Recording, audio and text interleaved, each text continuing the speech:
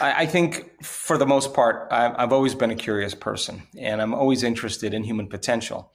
And at one point, we all read really cool information about mystics and saints and avatars, and for me, that's all good philosophy until you have your own moment. And I was in a triathlon, and I got run over by a truck, and I broke 6 vertebrae in my spine, and I had to make a decision at that time in my life, because the diagnosis wasn't very good, and neither was the prognosis, and to decide if I was going to spend the rest of my life on addictive medications and with surgical rods in my spine, or if I was going to see if the mind could actually heal the body. And so that was my wake-up call in 1986. And so I just I was at the point where I just had to make a decision to see if it was actually the truth. If all of this that I learned was the truth, let's apply it. And so I was lucky enough to have a dramatic change in my own personal health. And then I thought, God, yeah, if it worked on me, has it worked on other people? So I started looking into people that had,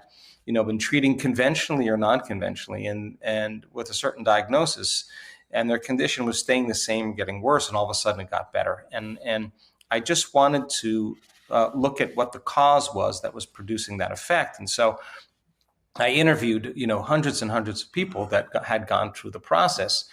And one of the most fundamental elements that they all had in common was there were a lot of things that had to do with their mind.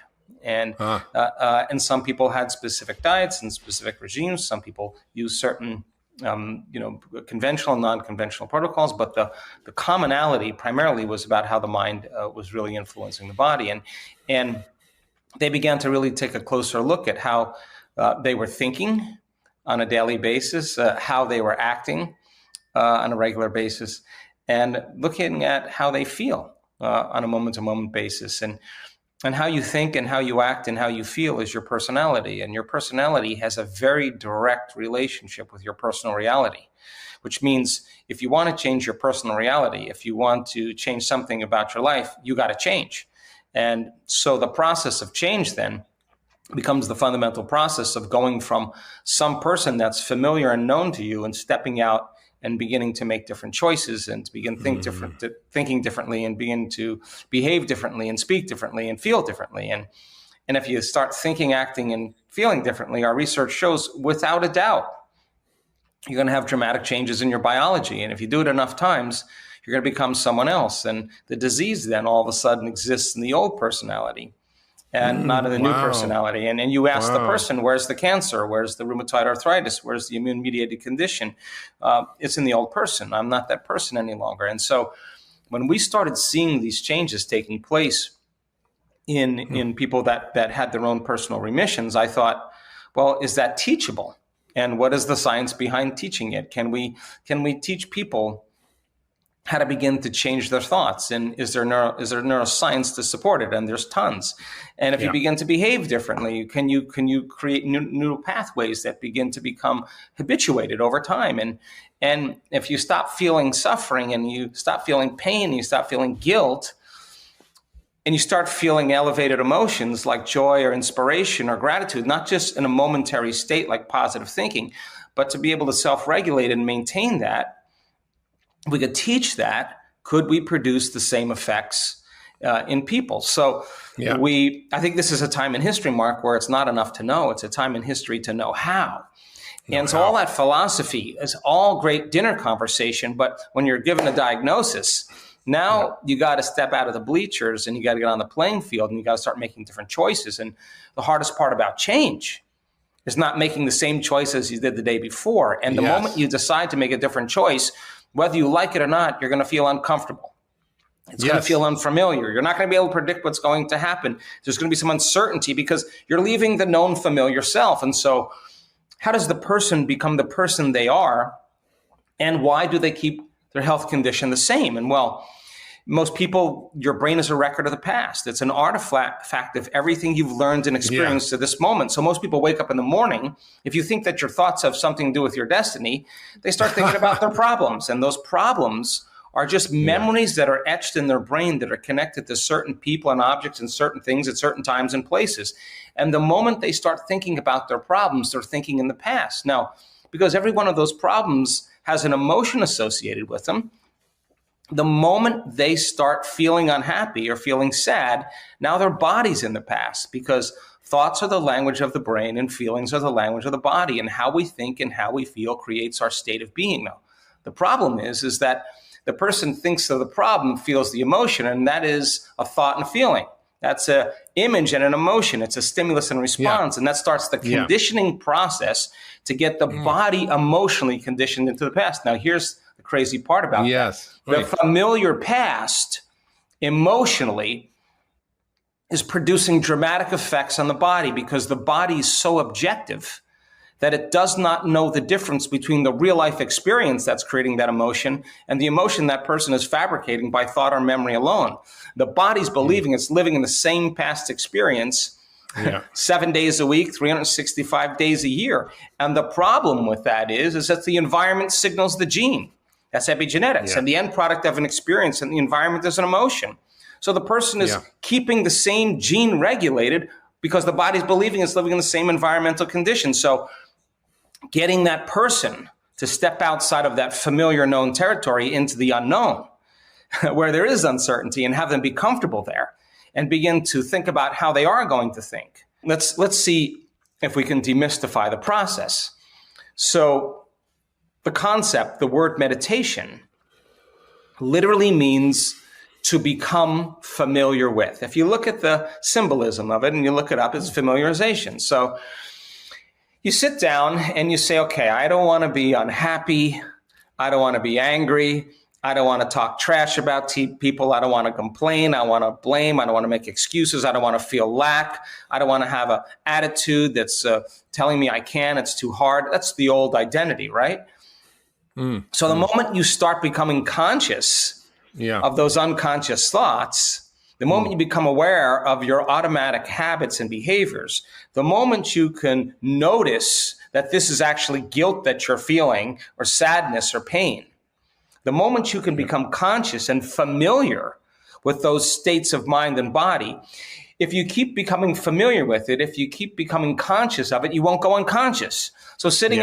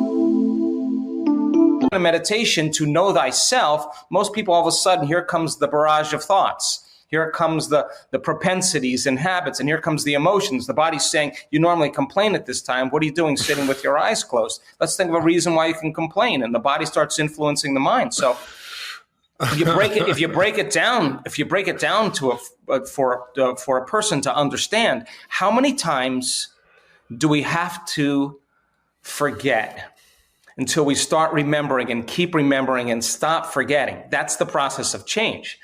So then you put a person in a meditation and they hear that voice, they hear that chatter, they want to get up and go to the bathroom, they want to check their cell phone, they want to feel angry. And instead of getting up and saying, I can't meditate, see, they're coming to the end of the known.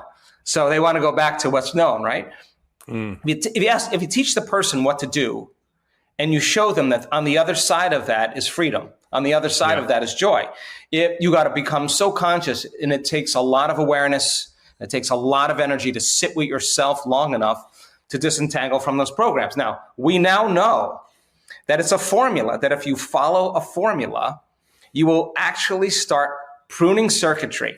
You'll stop the conditioning process and move the body out of the past, and it starts liberating energy. And that's energy to heal with. That's energy to create a new life. That's energy to digest again. The body's no longer living in survival or living in emergency. And the majority of people's emotions then tend to be derived from the hormones of stress. And so that we started realizing that the arousal of the stress hormones, the rush of the chemistry, is actually tapping the body's resources. And the stronger the emotions we feel towards any problem or person in our life, the more we pay attention to them. And if where you place your attention is where you place your energy, then you're giving your power away to that person or problem. And if a person can learn to sit in the fire and say, it's not my boss, it's not my ex, it's not my job.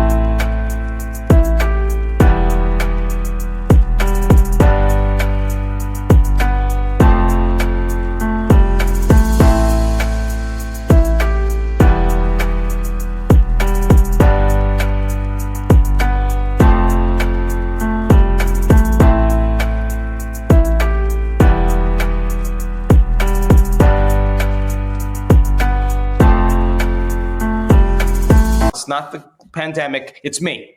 That this emotion isn't serving me because this emotion is the exact emotion that's pushing the genetic buttons that's creating disease. Okay, if I can keep practicing lowering the volume to that emotion, I'll keep taking my attention off that person or problem. And in a sense, the body starts moving back where? Into the present moment. It starts getting relaxed in the unknown. So we started teaching people the process, and by a person overcoming their past, not the trauma, just the emotion. They just have to work on breaking that conditioning process, because if you keep doing it over and over again, a habit is when the body becomes the mind. Now the body's influencing the mind. So we teach a person then how to break that conditioning process. The body starts moving into the present moment. It's no longer in the same environmental condition. And then all of a sudden, we start to see some pretty dramatic changes in people's health.